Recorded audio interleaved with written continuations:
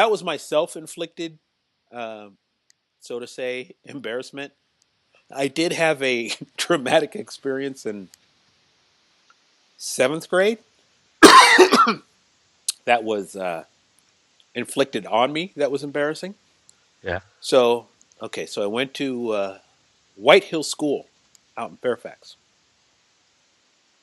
and again, uh, in this class that we were taking, which was a history class, and we started studying genealogy.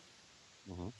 And so what they did was they had an expert in genealogy that the teacher handed over the entire list of kids' names, and he researched them, and then he brought them back, and then and told everybody what their names meant. Hmm. And so it's pretty exciting. Sometimes you don't know what your name means, and Hmm. I didn't at that age. So Wells, I am way down. There's only one kid behind me, and his name's Craig Zeller.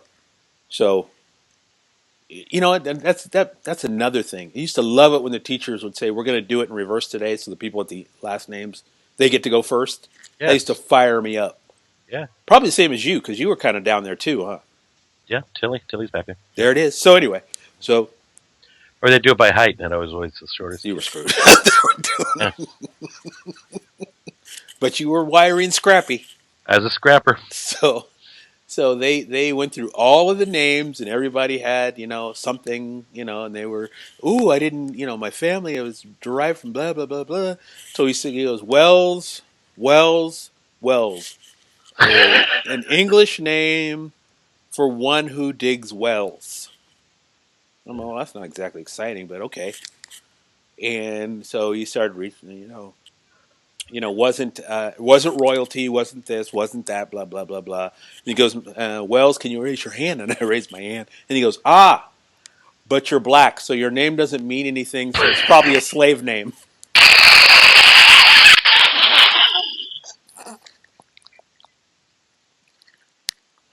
I So shit you not. don't get all high and mighty because you think your family was well diggers. Right. I didn't even qualify for well digging. You, you were Ah, owned by well diggers. and it was just like it was just like that. It was like, ah, but you're black. So it's probably a slave name and it doesn't really have the meaning to you.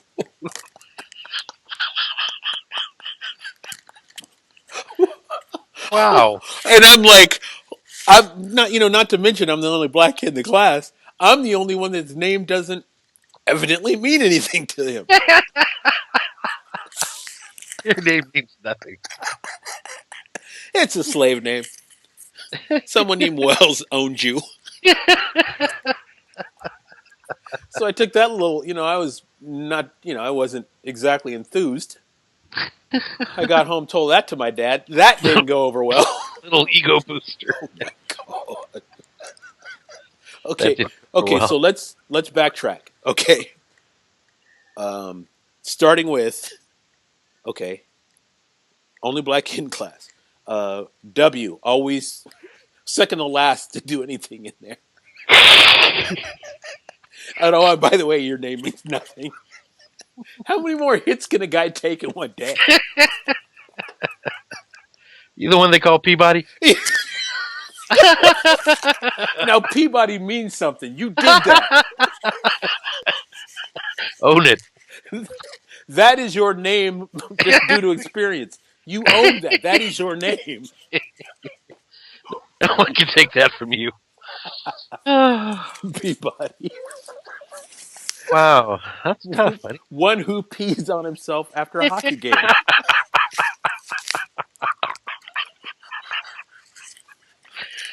Yeah, that's real. That's what happened. Wow. You're brilliant. Oh. Peabody would have been a step up from what he threw at me. I was wishing my name was Peabody after that day. Wishing on a star. Holy shit. So yeah, that was my self-inflicted embarrassment and the guest Poor, speaker in the class embarrassment. Yeah. How did Dad handle that one? Not well. Well, you said he didn't take it well. Did he go down and punch the guy in the nose, or did he No, no. I mean, well, you know, it was a guest speaker, let it go? but he, you know, he let, you know, I could tell by his face he wasn't very, very. You know, the one thing about my dad, which is amazing, I mean, the stuff that I would bring home on a daily basis, Yeah. he showed some strength because when you're young, sometimes you don't get what people are saying to you are not Yeah. right. Yeah. You know, I had one day where I went to school and I remember the guys vividly, and he tried to convince me that Jungle Bunny was cute, that it was positive. I'll just call you Jungle Bunny because it's like cute and it's black and you're young.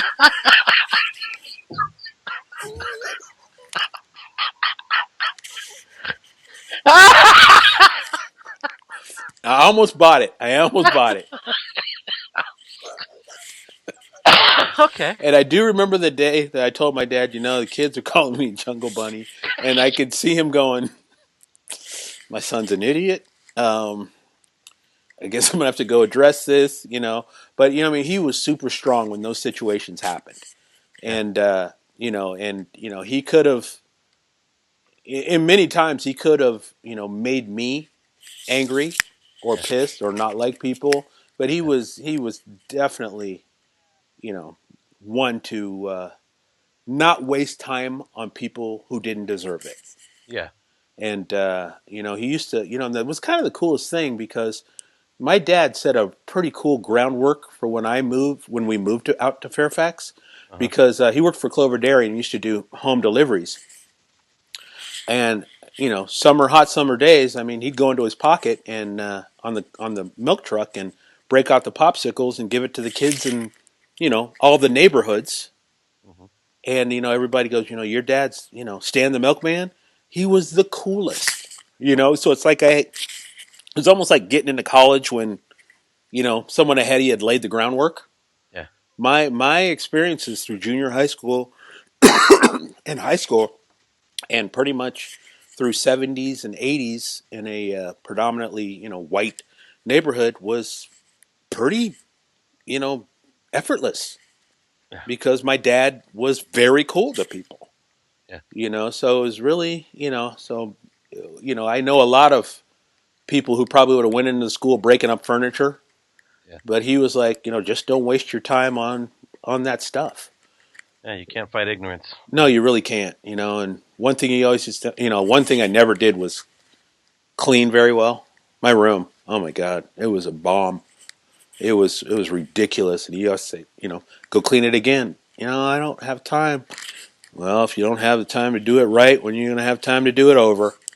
Yeah. All right, you know, I go back there and do it. But you know, good man, good man. So through all of that stuff, you know, you know, he taught me a lot. You know, just kind of non-verbally, he taught me how to handle some stuff. So it's, you know, good guy. But no, he didn't go break up the furniture when he found out our name didn't mean anything. But Peabody did. Peabody. That's gonna. That, you know what? You're gonna use that, aren't you? I'm not going to use that. You are too. I can I'm feel it. saddened. I'm saddened by that. What, by Peabody? By Peabody. Yeah, it was. It was. It I wasn't feel your easy. pain, brother. All right. You know, it'd make me feel better. What? You tell me that you peed on yourself sometime in the past. I'm doing it right now.